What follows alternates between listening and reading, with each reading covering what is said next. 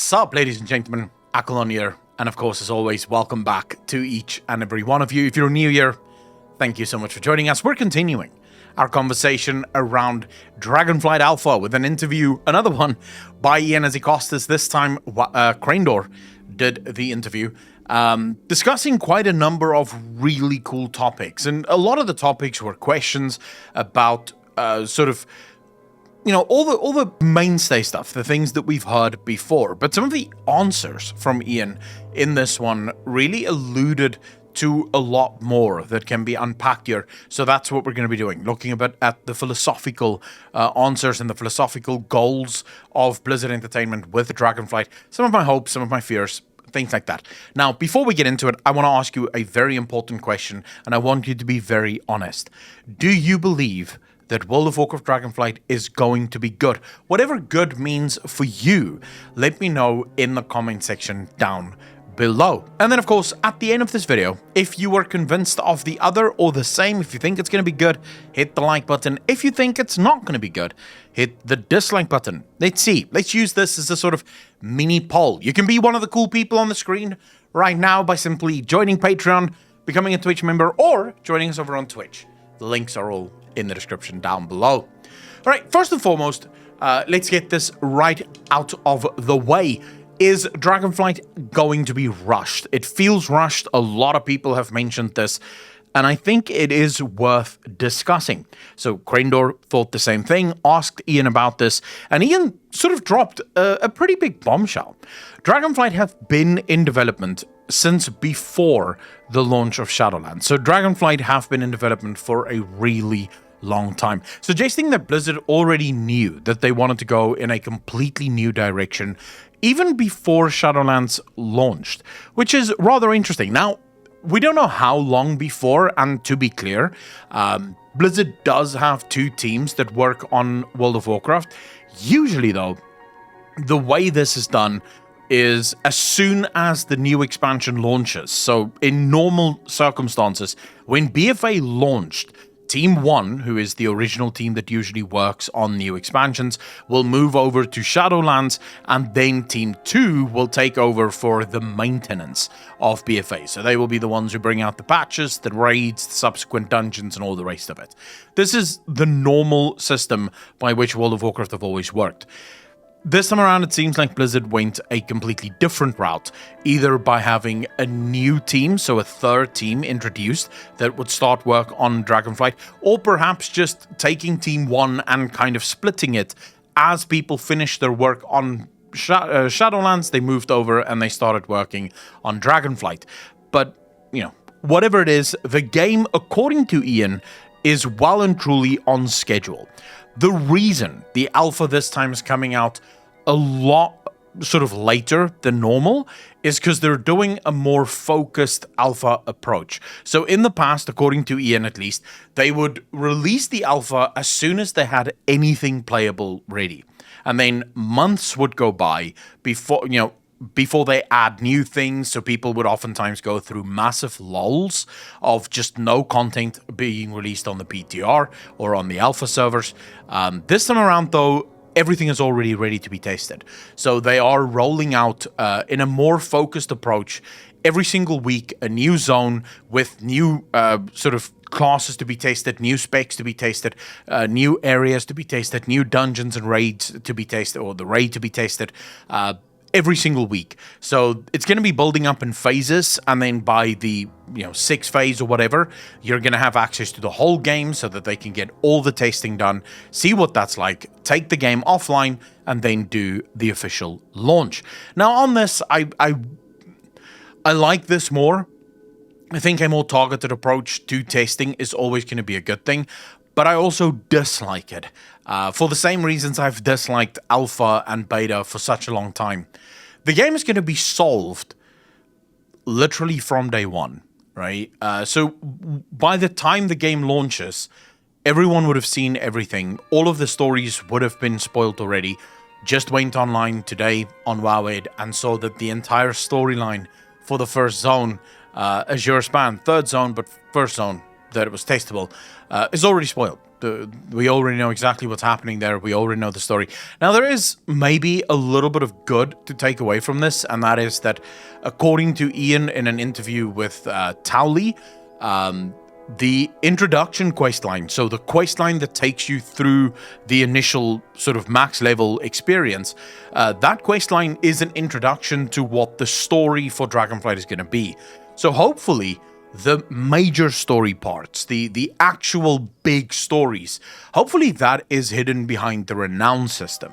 According from everything that I've been able to source and all of the interviews that I've watched so far, and I've watched every single one of them, I don't see anything alluding to a time-gated renown system, but rather just a grind-gated renown system. So if you play every single day and you do everything, you'll be able to unlock the renowns or the renown levels really, really quickly. And hopefully those renown levels will lead to deeper parts of the story, so that the main story isn't actually spoiled on the alpha. I know this isn't something that everyone cares about, and I don't think it's fair for me to speak on behalf of everyone, so I won't. I will just say from my own perspective, I hate when the story is spoiled before I've even had the opportunity to play the story.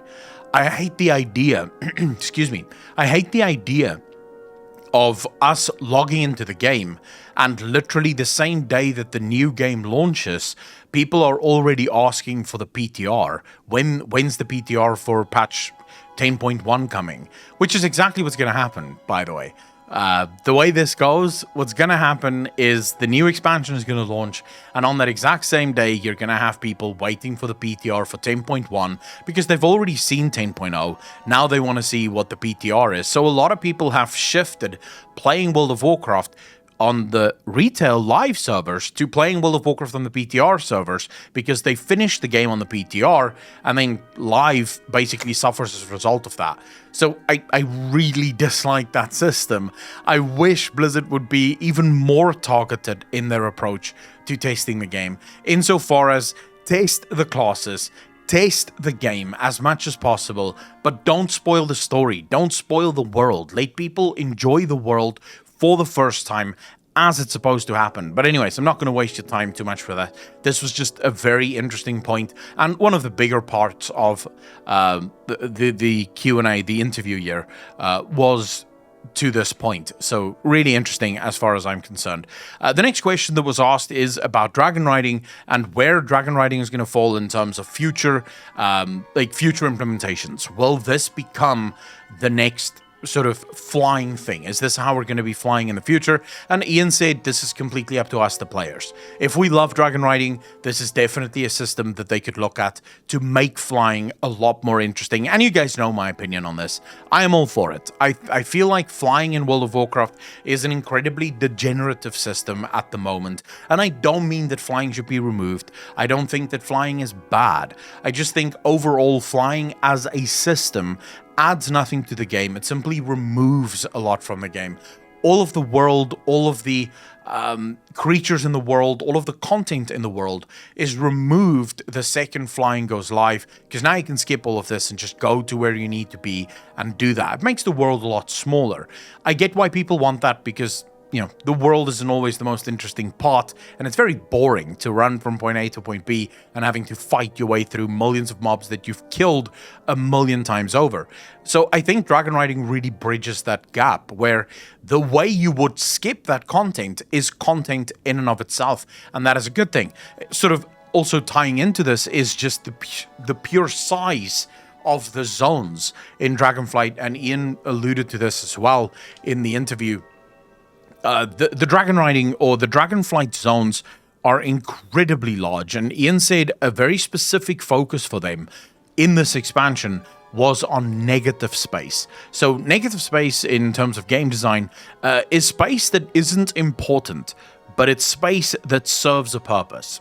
And I realize that sounds strange. So important space are spaces where stories happen. These would be spaces like world boss spaces. These would be spaces that serve some kind of gameplay system or gameplay nuance. Negative space, on the other hand, are the spaces that make a space feel like a space. So, for example, streets and alleyways in a city. You don't necessarily need storylines within an alleyway. You could or have all of your storylines happen in the main city, in the main streets of a city. But if there are no alleyways in a city isn't going to feel like a city. Cities have alleys.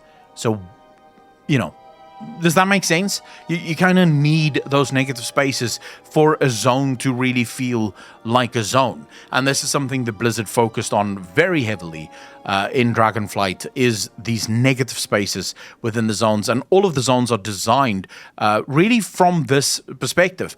So Ian was asked specifically, did they design the zones with dragon flying in mind? And Ian said, well, no, not really.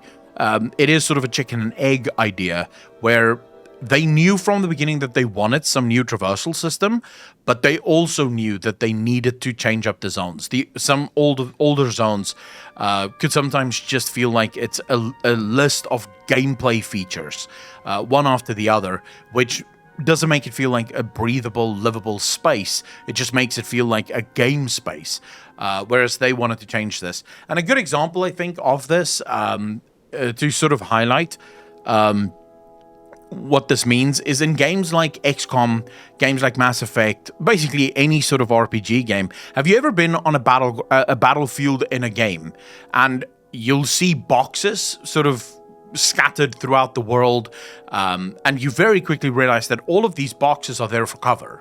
It's meant to provide cover from behind which you can shoot people and hide so that they can't shoot you. Or, there'll be like a maze that you can use to sneak past the guards so they don't see you. But it's very clear that this maze is artificially placed there. The maze isn't actually... No real city would look like this. Well, that's kind of a bad usage of negative space. Your negative space serves a gameplay feature, and that's why it's there. So Ian said they are sort of moving away from that in Dragonflight. Another big one for me, before we get to sort of just a very quick fire round of the questions that was asked, but another really big one for me was patch content and what patch content is going to look like in Dragonflight. And this is really good news. Blizzard is going to experiment with smaller, more frequent patches. So Ian's exact words here were patches that could have variable sizes, not all of them necessarily having to be big, but some of them being very focused around very specific things. And this is something that I have said, I started saying this really towards the end of BFA, but I said it a lot during Shadowlands. If there's something that you want to do in the game, why not just do a patch where that's the thing that you do, right? So if you want to upgrade Darkmoon Faire, but there's no real reason to upgrade Darkmoon Faire right now. The story isn't really going in the direction of Darkmoon Faire. Just upgrade it. Just update it, right? Just add new activities there and release a patch with just a bunch of random smaller things for people to do to keep themselves busy. And it does seem like this is Ian and the team's new approach, is going to be, you will still have your patches with new dungeons, new raid tiers, massive new stories. But then in between that, you can absolutely have 2 or 3 smaller patches that introduce changes to festivals, changes to old world content. Ian said in an interview, and I'm sort of jumping between interviews here, I realize that. But with Towley's interview, Ian discussed how they're sort of reimagining Torghast maybe as one of the features for Shadowland or for Dragonflight in patches. So maybe they will do a sort of Mage Tower / Torghast, but this time it will be one of the patches.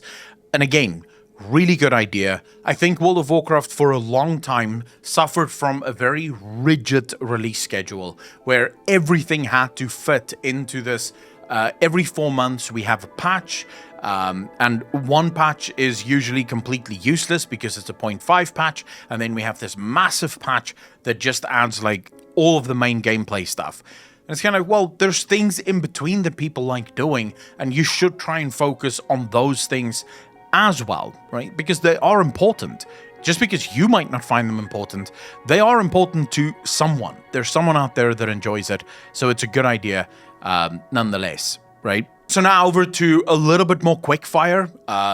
He was asked about archaeology. Ian said they're not happy with where archaeology is. And again, in the patch content, they are looking to release a new sort of archaeology system, but it will happen in patches. They don't like the way current archaeology works. So that's a good thing, I think, for a lot of us. Asking about professions in more general sense there, Ian said that their focus this time around really was on providing people with choice in terms of specialization, but also you don't have to fear that once you choose a specialization, you're just locked out of all of the other specializations. It is more like a Legion artifact weapon system, whereby you'll choose first what you wish to specialize in, but you will eventually be able to specialize in everything. And while there's good and downsides to both of those ways of doing things, at the end of the day, you know, I don't have too big of an issue with it. So I think all in all, that is a good thing.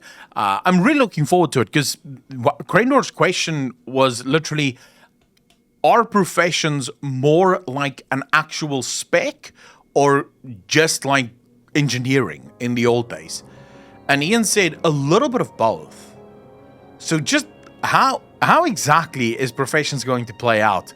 That is a big question for me, and I'm really looking forward to seeing the bulk of what professions will become in Dragonflight. For the talent trees, a question there, we've discussed this in the past, so I'm not going to be spending too much time on it, but again, just reiterating this idea that they really wanted the separate class trees, or the separate trees, the spec tree and the class tree. And this time there was a little bit of a dump there in that your class tree will have some throughput.